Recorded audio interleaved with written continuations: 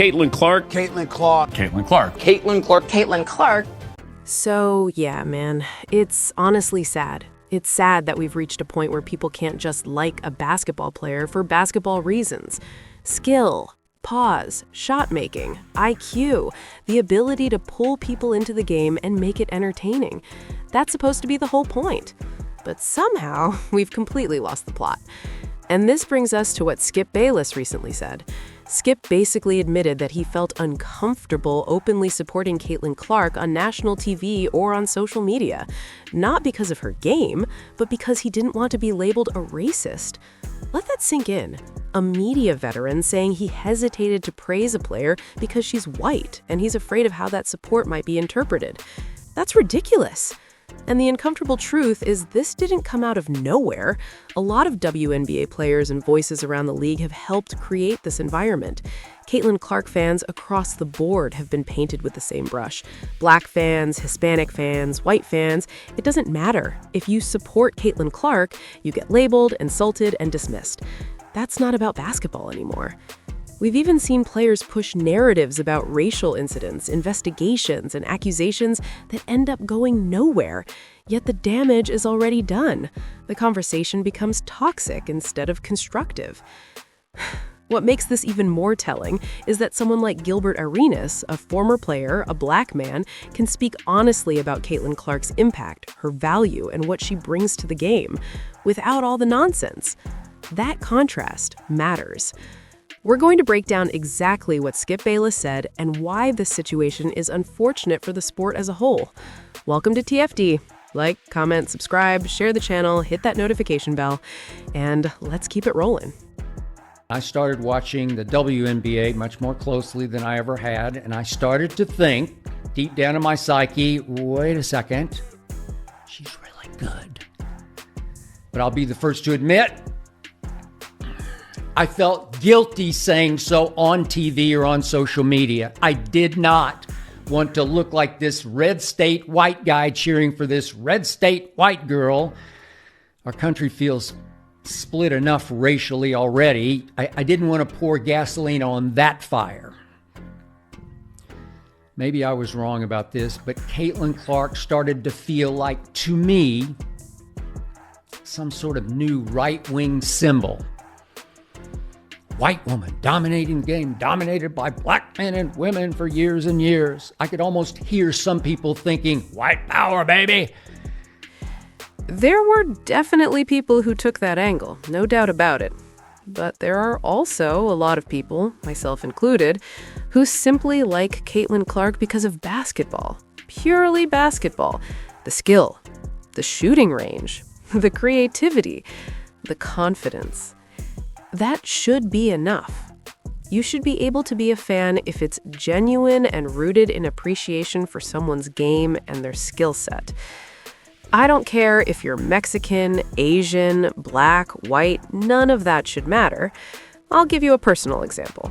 I was watching Jeremy Lin hit big shots, knock down game winners, go at Kobe, and I said, bro, this dude is cold, period. I didn't care that he was Asian. That never crossed my mind. What mattered was that he could hoop. That's how sports are supposed to work. If somebody has a game you enjoy, a style that excites you, you should be allowed to enjoy it without labels or assumptions being thrown on you. And this is where the WNBA is getting it wrong.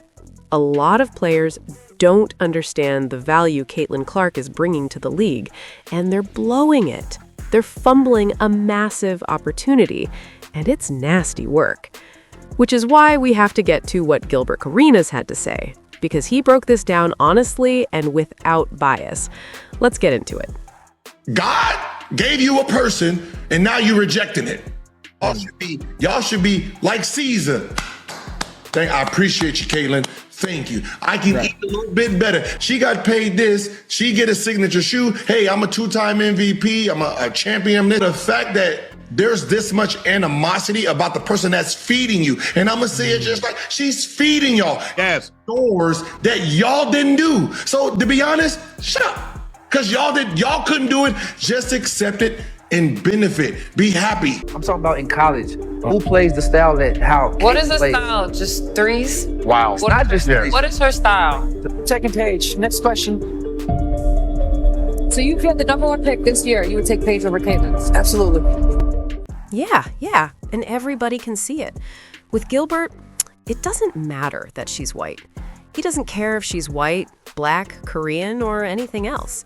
That's not the point. He's just being honest about what he's seeing. He sees the star power. He sees the electricity she brings into these arenas. He sees the fanfare, the buzz, the packed buildings, and the attention following these games. That's all this is about. It's basketball. It's impact. It's value. He's not worried about skin color. And honestly, neither am I. And honestly, neither should you be. But the reality is, the WNBA players have absolutely fumbled to this moment. They've completely screwed this opportunity.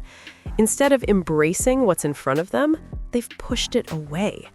And that's the part that's truly unfortunate. We even heard from Elijah Sarratt out of the University of Indiana.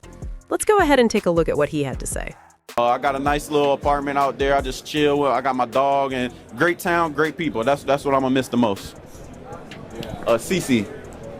They may not like it. She named after Caitlin Clark. That's why I named her. Indiana fans may not like her. Yeah, that's my little. She American Bully. That's my daughter right there. So he literally named his dog after Caitlin Clark. Asshole. Now ask yourself, is he sitting there worried about her skin color? Is that what this is about? Of course not. That should tell you everything. This is about admiration.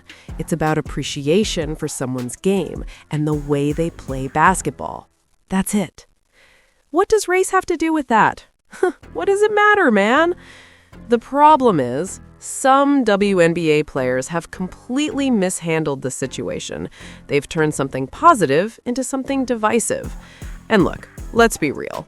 There are bad apples out there. There are genuinely racist people who try to push narratives for their own reasons. But lumping everyone together is where this whole thing went wrong. Even after Caitlin Clark commented and reposted a TikTok about Indiana YR Elijah Sarratt, who revealed he named his dog CC after her, Dog Heart, showing love and support for Indiana ahead of Monday night. Here Caitlin said, "Hope he scores 3 TDs Monday night," then said, "Big Indiana fan Monday night." Look, this call a professional athlete, how she reply.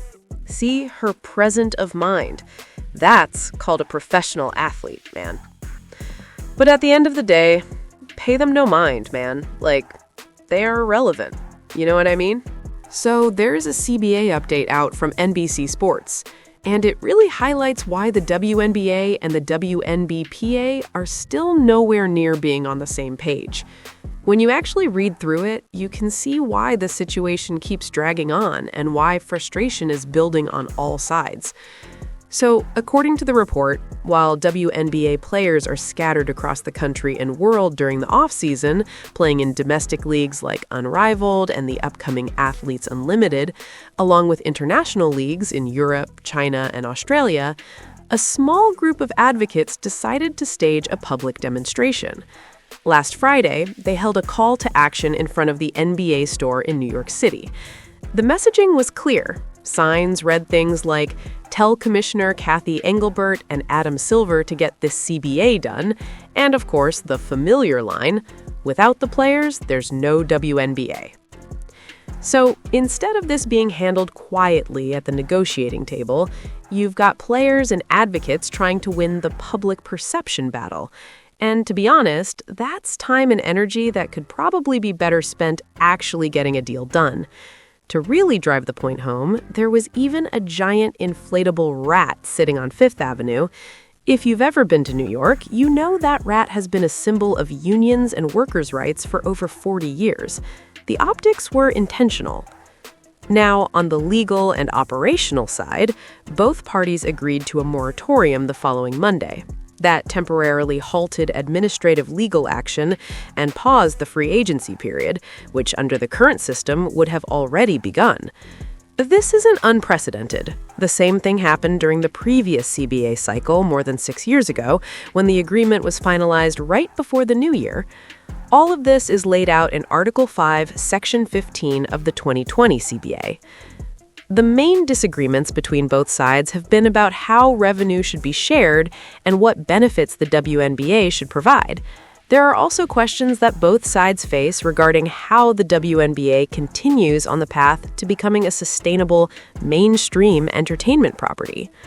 What NBC Sports really does is lay out a long list of what the players are asking for versus what the league is proposing. And when you step back and look at it, it just feels like a lot of noise and confusion. That's why I think Rebecca Lobo was right in her assessment. A lot of WNBA players have turned fans off during this process. I honestly believe they've lost a lot of public support. Early on, when Nafisa Kalir stepped to the podium and snapped at Kathy Engelbert, there was real momentum behind the players. When the "pay us what we owe us" message first hit, support was probably at an all-time high, even with all the issues around presentation and production.